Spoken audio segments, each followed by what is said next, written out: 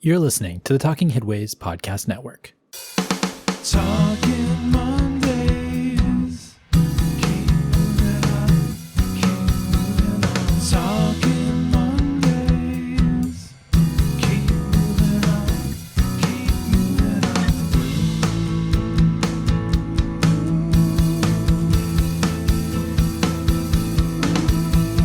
Talking Mondays. Keep moving on. Keep moving on.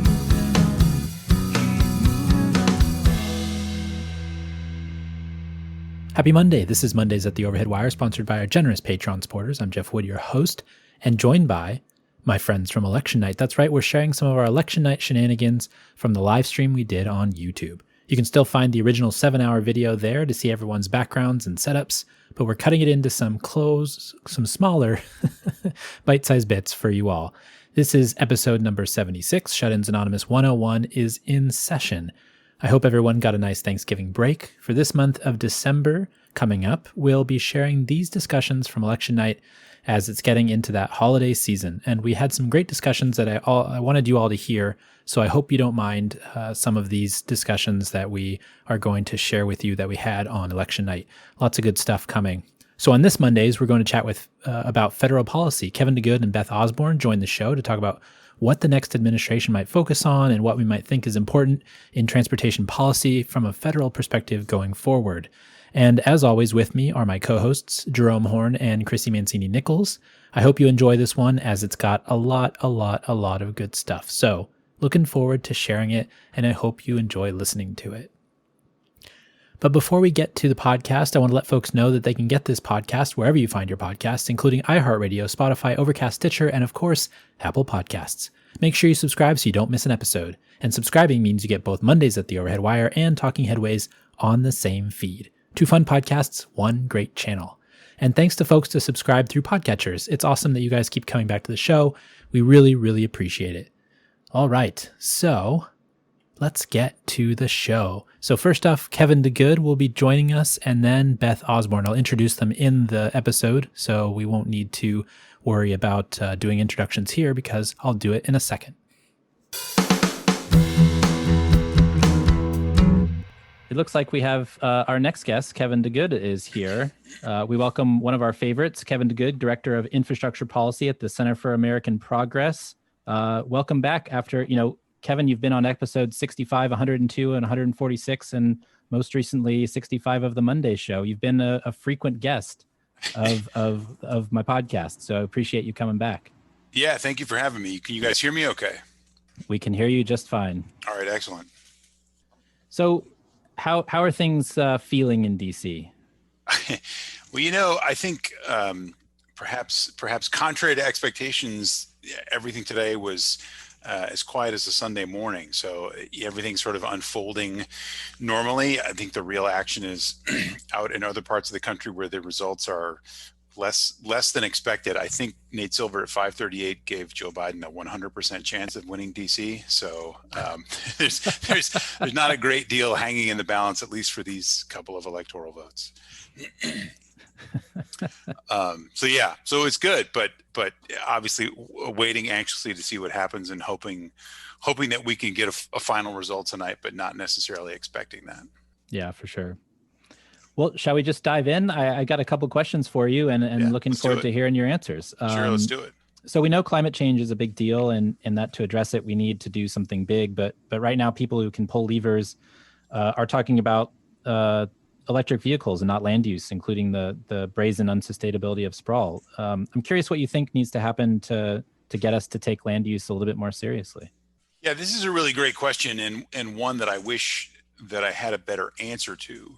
I think one of the great challenges that we have is that we have wrapped up a very, very specific type of land use in this notion of the American dream. And so when people in the progressive transportation space talk about a different kind of transportation future, we often forget that for some people, it sounds like we're suggesting we want to take away the American dream, which is really anything but. Part of, I think, our challenge is that we have to try to explain to people that where we want to go in terms of transportation and land use is sustainable and it's inclusive. And when we say sustainable, again, it's not just about the tailpipe emissions. It's not just, well, you might have one car instead of two, or you might drive a little less. Those things are really important, but that it's fundamentally that we're going to be cannibalizing less greenfield space, and that, having trees, having nature provides incredible environmental services that we all benefit from, and that we just can't keep kind of expanding ever outward. So again, I think we're fighting this notion that like cars are more American than not cars, or cars are more American than transit, or sprawl is more American than something else. Like, I think some of these notions are things we have to try to combat, but they're very powerful. I think that's right. We also have this weird fantasy of technocentrism trying to solve all those problems as well. I'm curious what your kind of feeling is about some of these solutions that people have been floating lately. Yeah, I mean, it's always really frustrating, I think, because when you study transportation, you begin to realize that it's not the newness of the technology that makes it the most efficacious, right? I mean, if we think about, just to pick one example, the New York City metro system and bus system, right? It's incredible the number of people it carries every day. It's incredible how efficient it is, but there are parts of that system that are incredibly old, right? It's not that an underground train or a bus is something that is the most whiz-bang technology, but when it's done right, it's incredibly effective. It's the same thing with walking and cycling, particularly with the advent of e-bikes now, right? Like, bicycles have been around for an incredibly long time. It's not a hyperloop, so it doesn't tend to garner the same level of attention.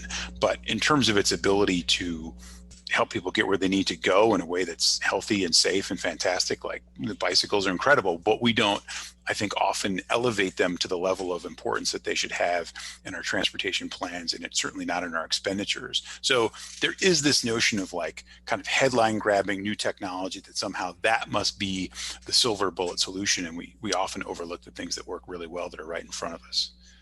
And I want to lean into that a little bit more. As we talk about, buses and trains, but specifically buses, Yep. There's this notion of we have to make the bus sexy to get people back on the bus. Right. I'm often going, well, there are people riding the bus today, and that are real people that have places to go. Right. But what we know that the vast majority of the country is not necessarily, most of the transit systems are bus based, except for in the larger cities.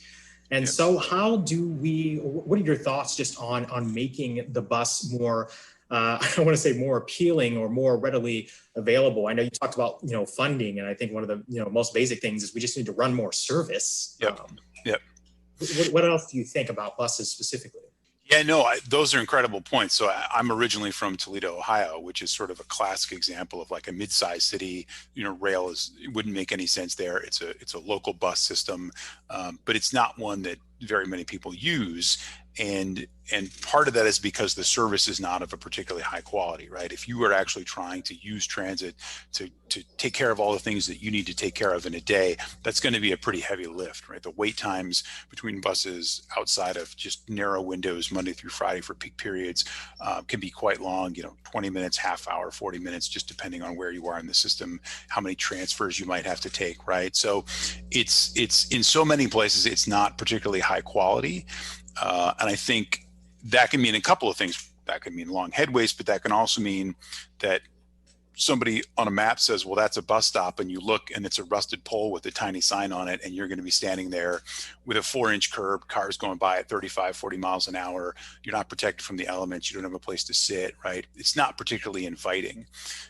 So to your point, I think sometimes we get enamored of this notion like, well, what if the buses had really high, fast Wi-Fi? Or what if we did this? Or what if we did that? And we often, again, want to make it a technology question when really it's just quality of service. And the Transit Center did an interesting big survey a couple of years ago, and I want to say maybe 3 or 4 now. And they kind of got at this, like they asked riders, we're going to rank in terms of your priority, these different characteristics, these different kinds of changes that a local transit authority could make. And the number one thing was just have the buses run on time and don't make me stand out here and wait so long. So whenever we want to try to overcomplicate things, I think it helps to come back to this realization of like, people just need a quality service that gets them where they go affordably and safely. And some of that other stuff is just gloss that we don't have to worry about. So how do we refocus the attention then? Because as you're saying, like all these innovative ideas, they're not going to work. They're not going to work in most places, certainly not like in rural places or, right.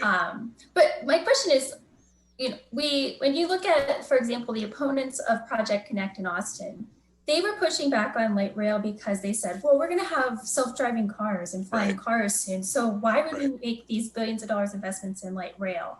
Right. How do we overcome this, the Hyperloop's in the news all the time, and Congress is focused on Hyperloop. Can we just, how do you overcome just the attention that is focused on these whiz-bang projects and not just the reliable service that will improve people's lives?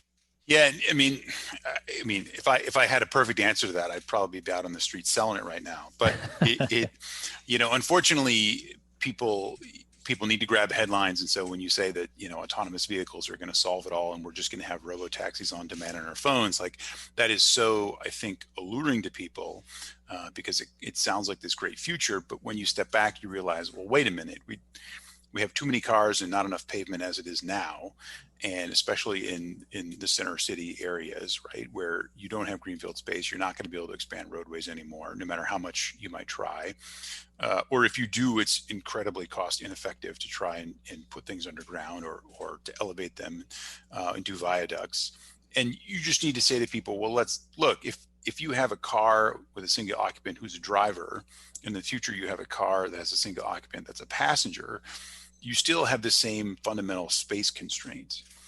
And I think sometimes people confuse limited access highway driving with, surface street signalized roadways and intersections. Where I think you probably get a sort of one-time step up in terms of carrying capacity and efficiency is in some distant future. You could imagine vehicles that are able to move at a higher average rate of speed and can run more closely together than we run them now. So if somebody's going 65 or 70 miles an hour on the highway, right, when you have human drivers, you need a big clearance distance. Yes, you can certainly envision at a point, maybe 15 years from now, when you have much more V2V and V2X, communications and onboard systems, you could have cars running at 75 miles an hour fairly close together. But even that, if we think about what the throughput is, if you're still talking about 1.5, 1.6, 1.7, whatever your average regional vehicle occupancy is, even if your throughput goes from 2,100 vehicles an hour per limited access highway lane now to 23 or 2,400, like that's a one-time, step in terms of what your total carrying capacity is.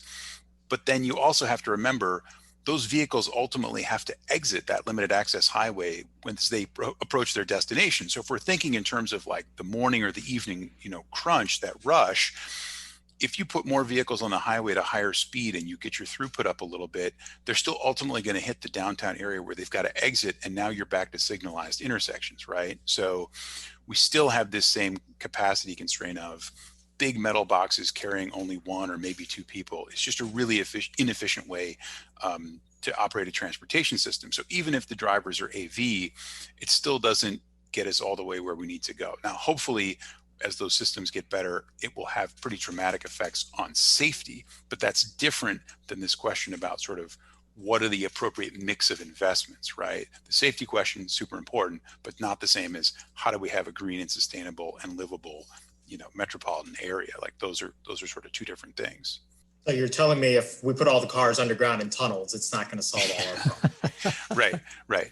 No, it's not. It's not. And I have to say that perhaps on a lighter note, I live in DC and take the metro a fair amount, at least in pre-pandemic times. And we have a long-standing saga of escalator breakdowns here at WMATA, right? And so every time somebody posts on Twitter that little video that shows the Musk car going over to the special car elevator in the middle of the street, and then it goes down and it enters this magical set of tunnels, I just think, how often are those car elevators going to break? Like, we can't seem to make escalators work. Like, how really? I don't want to be in my car, 75 feet underground, like stuck in a car elevator that just broke. Like, I don't know why, just me. That's one of the first things that comes to mind. So I used to live in DuPont Circle, and that walking up those stairs, not right, fun. right. Now imagine being stuck in a car halfway down. Yeah, you don't want to do that. Not to mention, just the capacity generally is not going to be very good either. I mean, that what's happening in Las Vegas is almost comical with the Boring Company. I have to say, it is one of truly the strangest projects I have ever come across. Like, we have the convention center complex, and we're going to put people in cars underground to go between two buildings. It's one of the most bananas things I've ever seen, but that is sort of the high watermark maybe of car culture. I don't know. It's either that or when we decided that we needed to drive a car on the moon. Like, if we were looking for like the symbolism of America's love of car culture, it's either driving a car on the moon or driving a car underneath ground between two buildings. I'm not sure which one. We could debate that. From a federal policy perspective, I'm curious, if things go well tonight for the Democrats, I'm wondering what the first thing that you would do if you were given the chance to kind of make some changes at the federal policy level. Yeah, so this is a great question, and one that I think deserves quite a bit of debate. I mean, we have House and Senate transportation bills for the surface reauthorization from this Congress. And then sort of more broadly in the House, that bill got rolled up into what was H.R. 2, which was, I think, a really great piece of work that the House did that had authorizations for investments across a whole bunch of different sectors, right? It had energy and public lands, a whole bunch of other things in there in addition to just surface transportation. And so I think there is this strategic question, number one, which is just, well, kind of what is your order of operations and how many different sectors do you try to tackle at once? Do you do surface transportation standalone, or do you try to have it be part of this bigger package? I think there's good reason to think that if Democrats were to run the table and have the trifecta of the White House, the House, and the Senate, that their first order of business is going to be an immediate package of sort of not long-term economic stimulus, but sort of coronavirus-related aid to those households and businesses that are struggling so much right now. But then beyond that, there's this issue of, well, if we are fortunate enough to be on a vaccine timeline where, in mid to late 2021, hopefully we're getting pretty substantial numbers of people who've been vaccinated and the economy is starting to move towards recovery, we're still going to need large scale fiscal stimulus. And that's where, again, infrastructure is so important.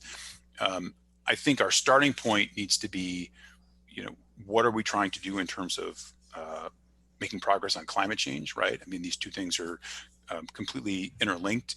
And so we can't have a conversation about long-term fiscal stimulus, economic stimulus, and infrastructure without having it be about where are we trying to get to in terms of climate change objectives. So even though the president pulled the United States out of the Paris Agreement, my hope is that a Biden administration is going to dive right back in with both feet and recommit America to achieving its global commitments in terms of that. So first and foremost, any package that comes out of Congress would need to be substantially focused on reducing emissions.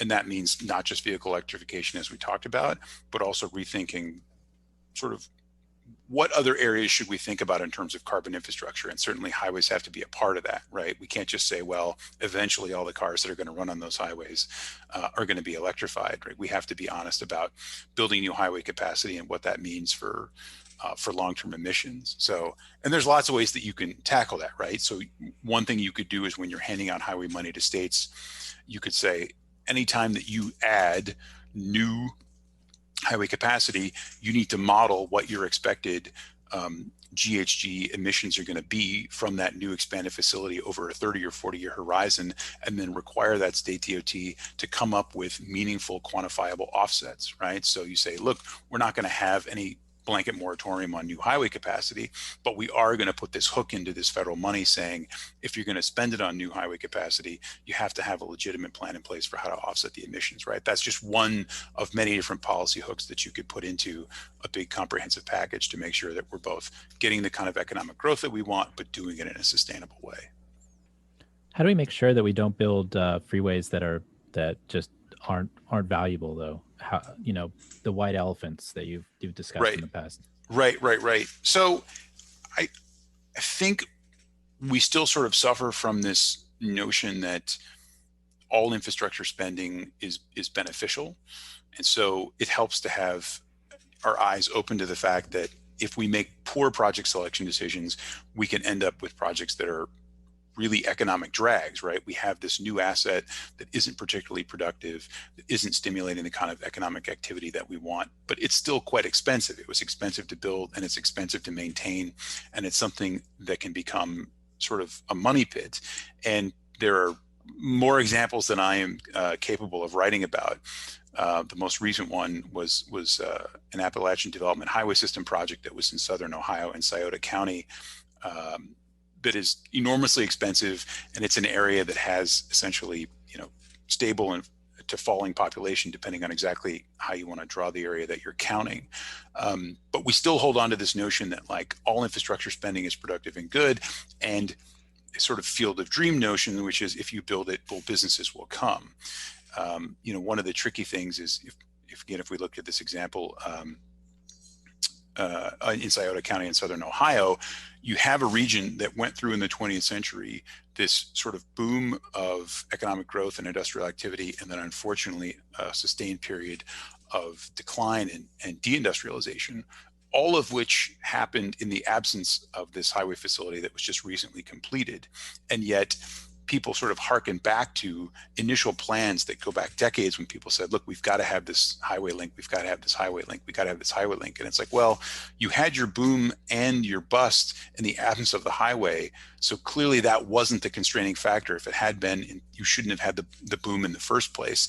And now that there are all these other sort of social and economic challenges, do we really think that, say, shaving off a few minutes driving time is going to be the catalyst to have this region experience real economic redevelopment? So I think we need to be a little more humble, recognize that when we make bad decisions, we can have expensive, unproductive assets that do more harm than good, and that we shouldn't be so narrow. I think people in the transportation space tend to think about, well, transportation is how we're going to catalyze economic growth, rather than saying like, well, look, there are all sorts of different bits of infrastructure that you could invest in to try to help catalyze growth. So again, down in Scioto County, they have a real need for investment in wastewater treatment infrastructure. And in fact, there is a local plant down there that is doing some really interesting stuff around upcycling different kinds of plastic, right?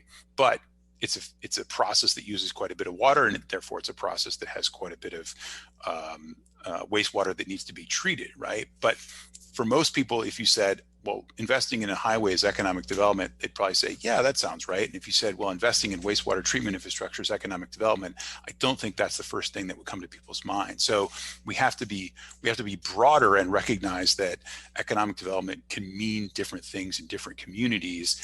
And just laying down more pavement is quite often not a pathway to long-term success. Well, Kevin, thanks for joining us. We really appreciate you coming on, and good luck tonight. Yeah, absolutely. Thank you for having me. Have a good evening. See you guys. See ya. Thanks, Kevin. Bye. Bye. Bye. Hey, Beth, how you doing? I'm good. How are you all? We're doing all right. We're trying to medicate with friendships. It's a very good plan. I like that plan. Well, here's Beth Osborne. We welcome Beth Osborne, Director of Transportation for America and former Acting Assistant Secretary of Transportation Policy at the U.S. Department of Transportation. Beth Osborne, welcome to the stream. Glad to be here. Thanks for inviting me. So how are you? Giving me something to do.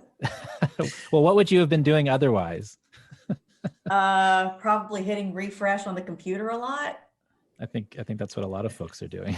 Mm-hmm. How are you feeling tonight? How does it feel? Like, what's the vibe generally? I don't know. I can't. I grew up in New Orleans. That's the background. A Saints fan in the worst years. I never predict good things for my team. I'm just used to things not going my way. Even with Bobby Hebert, you didn't no. Behavior.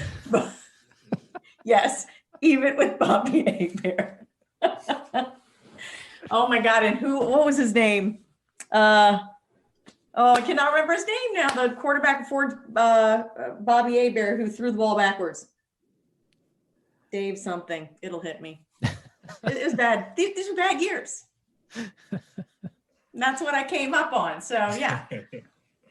You're prepared. Well, to start off, I have a trick question for you. How can we solve congestion? Oh, make people pay for when they use overloaded systems. Charge them what it costs to use the system. They won't waste their trips. Exactly. I asked that question because you all actually I was quite impressed with the congestion con and the discussion around that, especially since you all got a lot of attention from more conservative circles with that discussion, and it was quite interesting to see the usual suspects kind of roll over on themselves a few times to respond to that.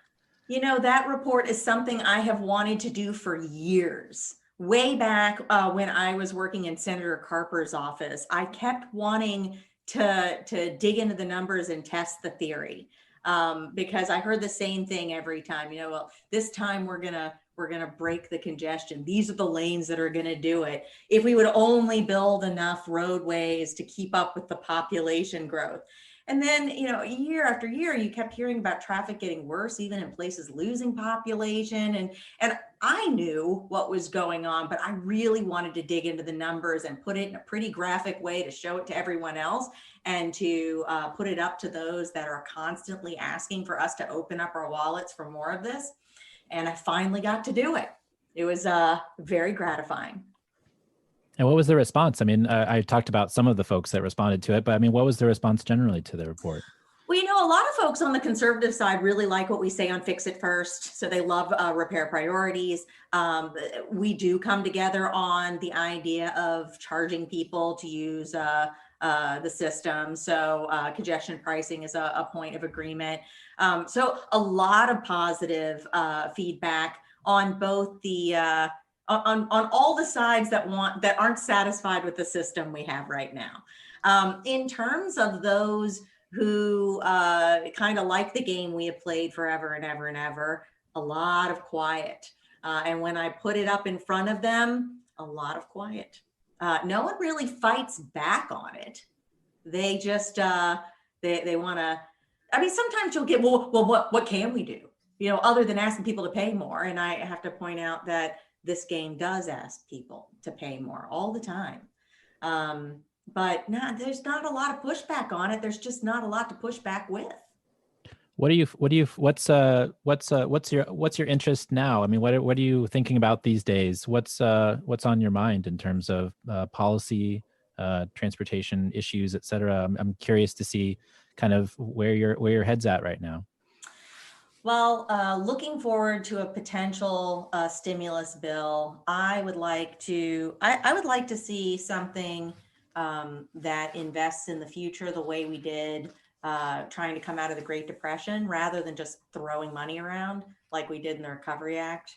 And look, I was on Capitol Hill. I was part of the negotiating team for the Recovery Act. We were just trying to move fast, and the fastest way to move was to shove money through current programs, but it was sloppy and inefficient and didn't really generate didn't generate the jobs it could have, and it also didn't generate the change that our rhetoric called for.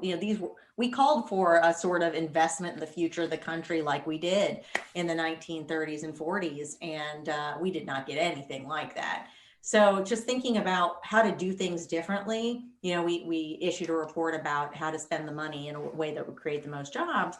But I also want to look at removing some of the damage that we have created with the highway program over the last 7 years, and proposing and pushing a program that would take down the highways that destroyed Black neighborhoods and other minorities' neighborhoods throughout the country. Or at least comes up with ways to reconnect the communities and reestablish the communities, maybe through covering of highways. But a lot of them should be taken down at this point. We're just missing the real funding and commitment to it. We're missing the models that support it, because our models say that if you take down the highway, all the trips that used to be on the highway will continue, which is, we know is not true, but that's what our models continue to tell us, and we allow them to tell us, and that they will stay in that corridor. So basically, if you had been on a limited access separated highway, now that the highway is gone, you will drive on 20-mile-per-hour local roads. A very logical decision according to our models, and completely illogical according to every other, sentient human being. But that's what they tell us. So we need tools that can help people actually predict what's going to happen so that they can bring people along. And I think we also need a program to make sure that the community that had been destroyed by that highway is not again destroyed by increasing property values once that highway goes away. So we need a land trust of some kind to preserve affordable housing, to help people own in their community, to help local businessmen stay in business or open shops in the area, make sure that the benefits that are created by the removal or the covering of a highway doesn't do further damage to the neighborhoods that we destroyed back in the 50s, 60s, 70s, and 80s. So that's really where my heart is. It's been there for a long time, but I feel like this is the right time. And I'd really like to do what we've done on climate over the last 2 years and put together the one-stop shopping that explains the connection between the built environment and equity, particularly racial equity. Right now it's in a bunch of different places, but I'd kind of like to put it together, not in, the typical tomes that you can write on it because there's so much to say, but in a way that a policymaker can ingest and then turn into action. So in our chat, Jarrett Walker is here, and he's asking a little bit about, prospects for federal dollars towards transit operational funding, which is a hot topic. So, what insights do you have there?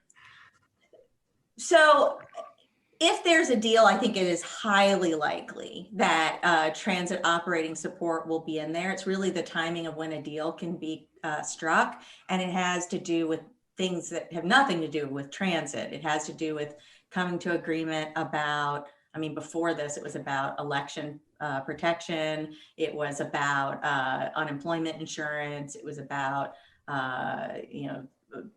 making sure that people have access to medicine and vaccines when they're available. And, transit was, that's one of the easy things when we get to it, but it was held up by everything else. I do expect no matter what happens tonight that it is likely there will be some package. The size of the package, the scope of the package changes based on what happens tonight. However, there's going to be something. And the last reporting before negotiations broke down a couple weeks ago was that transit was believed by both sides to be one of the easier things to come to agreement on. So there will be something. And whether it comes soon enough and whether it's enough is a bigger question. I know that the bigger systems are really struggling at this point, but there will be something, and it should be, of reasonable size. What do you think about for the long term of flexibility with that funding to be able to use it for operations? That's a great question. This was a big deal that Congress gave money to transit operations. That has not happened before, particularly for big systems or even medium-sized systems. It was really only available for very small systems. And I was stunned at how easy it was to make that happen. Now, it wasn't an emergency and everyone was in an agreeing mood and, put money into this. Let's make sure that this thing that's not going to last too long isn't too damaging. But I still think now that it's happened and there really hasn't been a lot of hand wringing about it. There hasn't been a lot of people saying we shouldn't have done it. That was a waste of money. I'm rather surprised that there have been very few comments like that. I think it's going to be easier to do the next time. And I think we should just be careful with the interest in making this flexible, because I could see an agreement where transit stays down at 20% of the overall pot, but you can spend it on operating, which would be a great way to give people the flexibility they want without the legitimate money to make it do what it should do. So that's why we're working with some folks on Capitol Hill on a transit parity resolution to state and get as many co-sponsors as possible that says that transit should get at least as much money as highways does. And then we can talk about flexibility. Well, then for the long term, are we stuck with the general fund transfer? What is, I mean, is that really what we're faced with? General fund forever? I mean, we've gotten ourselves in a position where taxes are bad across the board. So if taxes are bad, no one in an elected position wants to do that and to raise taxes. And this tax is more regressive, and that's even worse. So it's very easy to be against raising any taxes. I don't see that changing. I don't know what changes that. We've abandoned the concept of a user fee. Charging Americans for a public good is bad now. So digging out of that is going to require something big to happen. I wonder if what has to happen isn't just a cut to the program, and then someone making a case for a brand new program that inspires people and that they want to fund. I'd love to see that happen, and there's certainly a possibility that happens without a cut to the program, to come up and say, let me inspire you. Let me tell you what we could do, and let me make guarantees to you about what we're going to accomplish with your money. But really the overall conversation around transportation is, you should give me more of your money, and in return, I will share it equitably with the states across the country for them to spend your money. And that's supposed to inspire people to want to turn over more cash. I mean, people are thrilled as long as they're, selling or deficit spending and don't have to come back to them. No one seems to be concerned with that anymore. But the notion that there's something inspiring at the federal level that would get people to give more money, what would it be? Flexibility of the states? Is that inspiring? Is the average taxpayer waiting to give their money over to a governmental institution with great flexibility so that they can do whatever they want with taxpayer dollars? I'm not familiar with that argument being resonant in any field, but that's what we keep offering them in transportation. And then we're just baffled that it doesn't work. Odetta was just here and chatting about kind of the reframing of riders as the essential workers. And I'm curious if that kind of discussion has changed the calculus on talking about those types of what you're talking about, the funding mechanisms for operating and versus capital. Yeah, I do. I find it striking the extent to which people seem to understand that even if the buses are empty, if they're moving people we need to be at work, then it's worth it. That's a 180. The notion before COVID was any bus where people aren't shoved together cheek to jowl is a waste of money. That was never good customer service, but that was the expectation. An empty car is freedom. An empty bus is a boondoggle. And I think that this has made people look at things a little bit differently and understand at some level that we're all transit dependent. It just doesn't help me that I have a car that can get me to the hospital if the people that are going to, come there to take care of me or run the labs or clean the place or fix equipment can't be there. My car is of no good to me and does not actually offer me freedom if the people I rely on to do their jobs can't get there to do their jobs. So could it be a big game changer? Absolutely. Those of us that care about transit need to leap onto that and not let that feeling that we will get past this and people will forget. We just have to. It's up to us, that those of us who care about transit, to make sure that people remember. One of the things that you talked about that I've been really interested in is the importance of accessibility and thinking about a new, metrics for describing how we talk about transit and how it gets people places. I'm curious how that resonates when you talk to folks about that in terms of policy. I have never spoken to someone who doesn't love it. I've met people who don't understand it or how it could totally be used yet or exactly what it is. But once there's understanding, I have not met somebody, from a big city, a small town, East Coast, West Coast, middle of the country, cold weather, warm weather that doesn't just love it. The notion that the system provides us access to jobs, access to healthcare, access to education and training and banks and healthy foods. This is what the system's supposed to do. And on some level, I think most people are under the impression that that's what we're measuring. And when they find out that we haven't even known how to, nor had the technology available to us to measure a whole trip, and have always been relying on faulty proxies, they get very, very excited about it. Now, I don't know that anyone quite gets as excited as I do. I really, well, thank you. There are some of us nerds around that really get into it. But I really do think that on so many levels, it is a total game changer on talking about and understanding transportation. It's a game changer for the average citizen because it talks about transportation and the system in the way we understand it. Nobody, if I asked my husband, who luckily he works in downtown DC now, but up until a few months ago was working out in the exurbs close to Dulles Airport outside of DC. And if I asked him how his trip was, he would never say, oh, it was good. I averaged 40 miles per hour on the trip. Who talks like that? That's the weirdest thing to say. He talked about it in time. And he fully understood that it wasn't just about the speed he was going, it's about how far away the FBI and the GSA stuck that facility.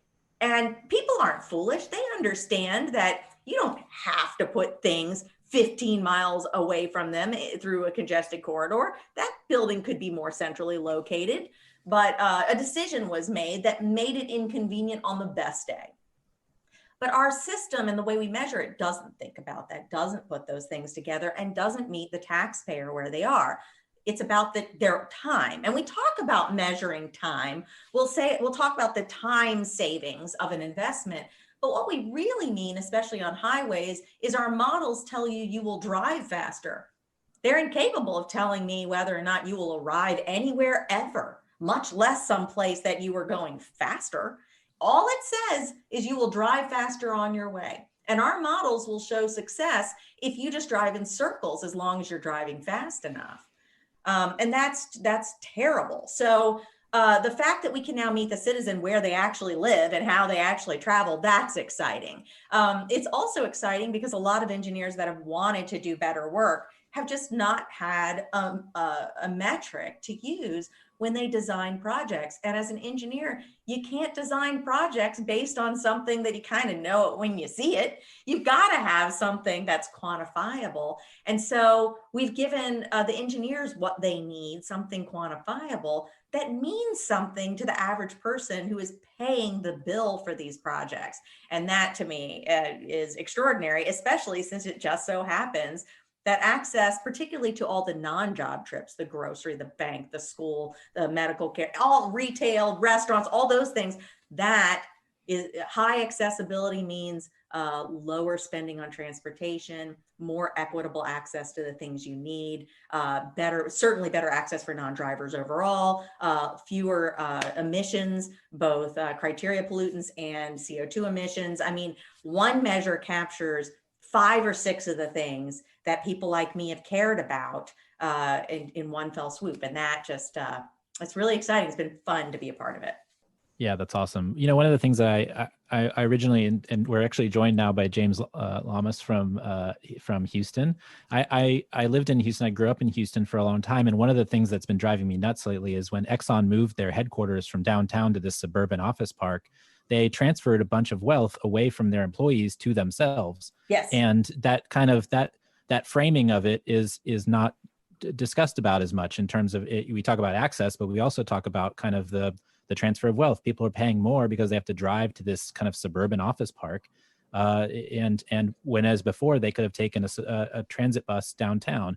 And so these companies and these organizations that are moving their headquarters all over the place, it seems like they're just like, I hate to use this. Well, I'll use it, stealing from their employees. A little bit. That's the term I've used when the FBI, where my husband works, moved out to the exurbs. I have often said they cut his salary, our salary, by $8,000 a year, and I'll never forgive him for it. They've also taken my husband away from me for an extra hour to hour and a half a day, which I'll also never forgive him for. And they did it for security reasons by putting their building along the dullest flight path in the shape of an X. So great reaction to the 9/11 attacks.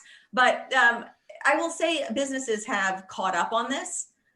They've recognized it's much harder to attract talent to those office parks, especially people who have choices. It's not just that they don't want to make the trip. It's that at lunch, they want to have some place to go, or after work, they want to have some place near. There's just not the social atmosphere without being in the middle of something. But a story that really sticks with me is when I went to Omaha, and I think it's ConAgra that's located or has been located there for decades and decades. And they moved from a downtown location. Actually, they moved into a downtown location that was a historic warehouse district, just beautiful. And they knocked down, I believe, 5 or 10 square blocks of historic buildings to build a suburban campus on the edge of the downtown.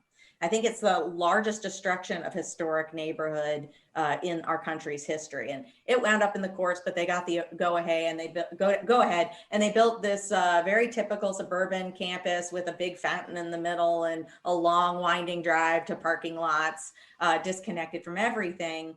And, people tried to woo them away with tax cuts, and the state just gave them tax cuts to stay. But a few years ago, they up and announced they were moving their facilities to a warehouse in downtown Chicago because you can't attract talent to those locations anymore, and left behind that gigantic, basically unusable suburban style office park and right adjacent to their downtown, which used to be truly stunning historic buildings. So hopefully localities are waking up to this, that this is a bad deal, but it seems like at least a lot of businesses are, and not making that mistake anymore. The federal government, however, a little slower to pick up on those things. Yeah. Well, Beth, I want to thank you for joining us. We really appreciate your time, and good luck tonight. Thanks. I have my wine right by me, so Yeah. We'll move into that part of the yeah, night. you've got your wine. Odetta had her ice cream. I've got my now I've got my Reese's peanut butter cup with Got an me. extraordinary amount of Halloween candy. There were not enough trick-or-treaters that picked out of my bowl that I left out on my porch. So now I've got it anyway. Well, it's good to see you all. Thanks for having me on. Yeah, thanks so much for coming on. And again, good luck, and we'll talk to you soon. Sounds good. Take care. Bye. Bye, Beth. Bye. Thank you. All right, I want to thank Kevin and Beth for joining us on election night and here on the podcast. We really appreciate it. And at this time, we'll do a little bit of an ad, and then we'll close it out. So this week and every week, I want to thank our generous Patreon supporters. You guys are awesome, and keep this show going by listening and supporting each month. This show and Talking Headways wouldn't be here without you, so thank you very much. And you can support the show by going to patreon.com/theoverheadwire. We've had many people sign up this month during the pandemic, so we're super appreciative of that. $2 a month will get you some stickers, and $10 a month will get you our bus-only scarf. I've actually got about 10 left, I believe, so get them before the weather gets cold. And if you want one of our bus-only scarves, you can get one by going to theoverheadwire.com and click on the button with the scarf on it. And also, I want to mention that we did produce an audiobook version of Raymond Unwin's 1909 classic, Town Planning and Practice. And if you want to get your hands on one, go to raymondunwin.com. So if you have any comments or questions about the show, feel free to tweet at us or comment on any of the social sites where the podcast appears, or feel free to email me at theoverheadwire@gmail.com. Of course, you can reach me on Twitter at theoverheadwire or at theoverheadwire.com. Thanks for joining us at Mondays at The Overhead Wire, and thanks to our generous Patreons for supporting and sponsoring this week's podcast. We'll see you next time. Talking